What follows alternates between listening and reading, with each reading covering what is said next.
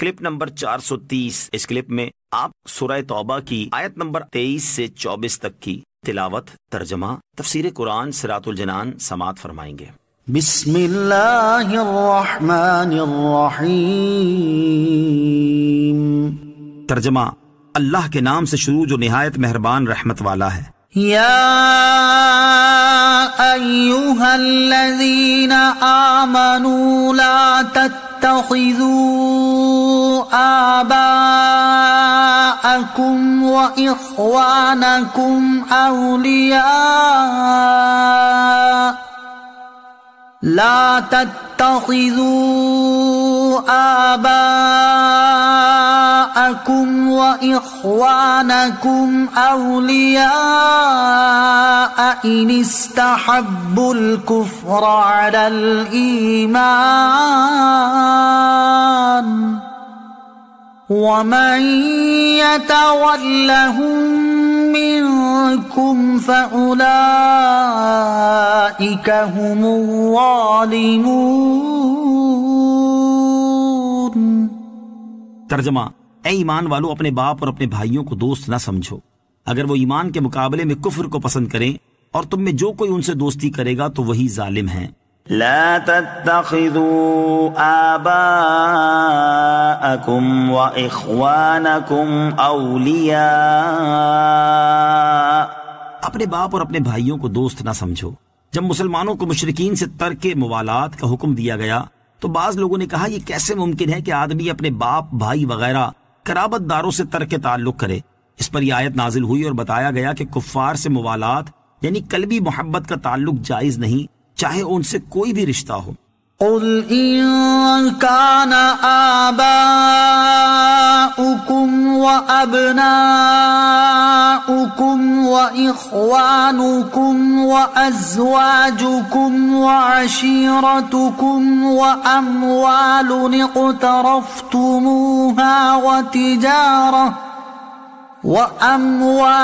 اقترفتموها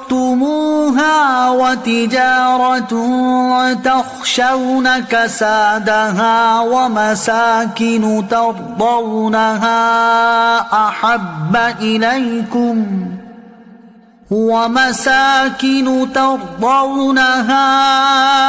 أحب إليكم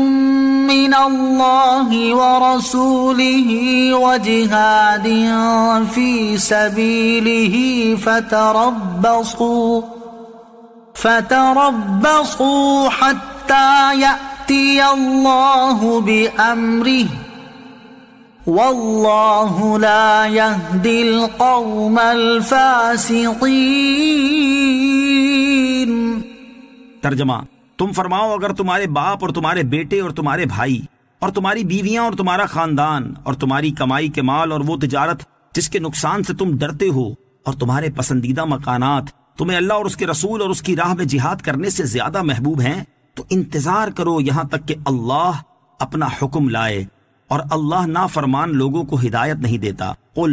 تم فرماؤ، یعنی اے محبوب صلی اللہ تعالی علیہ وسلم جنہوں نے رشتہ داروں سے ترک تعلق کے بارے میں کلام کیا، آپ ان سے فرما دیں کہ اگر تمہارے باپ، تمہارے بیٹے، تمہارے بھائی، تمہاری بیویاں، تمہارا خاندان، تمہاری کمائی کے مال اور وہ تجارت جس کے نقصان سے تم ڈرتے ہو اور تمہارے پسندیدہ مکانات تمہیں اللہ تعالیٰ اور اس کے رسول صلی اللہ تعالی علیہ وسلم اور اس کی راہ میں جہاد کرنے سے زیادہ محبوب ہیں تو تم انتظار کرو یہاں تک کہ اللہ تعالیٰ اپنا حکم لائے، اور اللہ تعالیٰ مشرکین سے موالات کے معاملے میں نافرمانی کرنے والے لوگوں کو ہدایت نہیں دیتا۔ اللہ تعالیٰ اور نبی کریم صلی اللہ تعالی علیہ وسلم سے زیادہ کسی کو عزیز نہ رکھا جائے۔ اعلیٰ حضرت امام اہل سنت شاہ امام احمد رضا خان رحمۃ اللہ تعالی فرماتے ہیں، اس آیت سے معلوم ہوا کہ جسے دنیا جہان میں کوئی معزز، کوئی عزیز، کوئی مال، کوئی چیز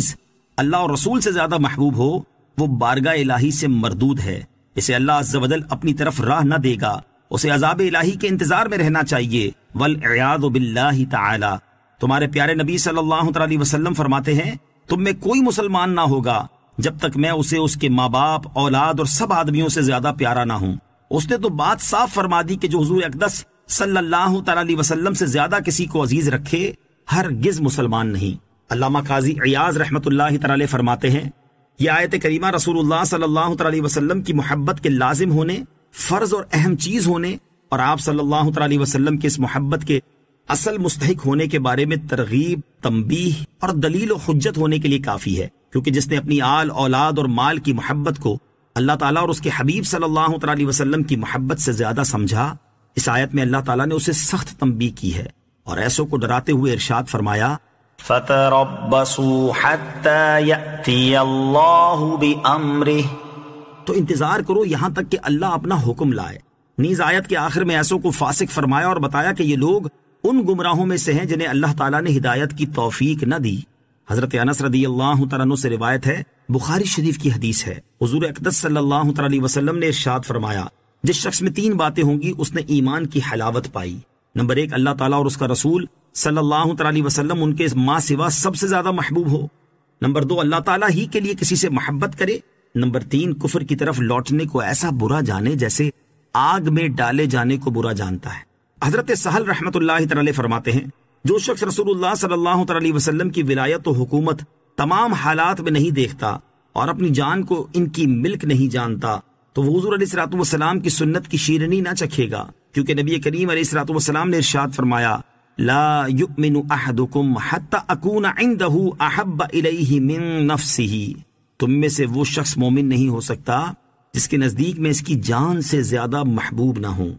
صلو علی الحبیب صلی اللہ تعالی علی محمد صلی اللہ تعالی وسلم۔ مجھے اپنی اور ساری دنیا کی لوگوں کی اصلاح کی کوشش کرنی ہے انشاءاللہ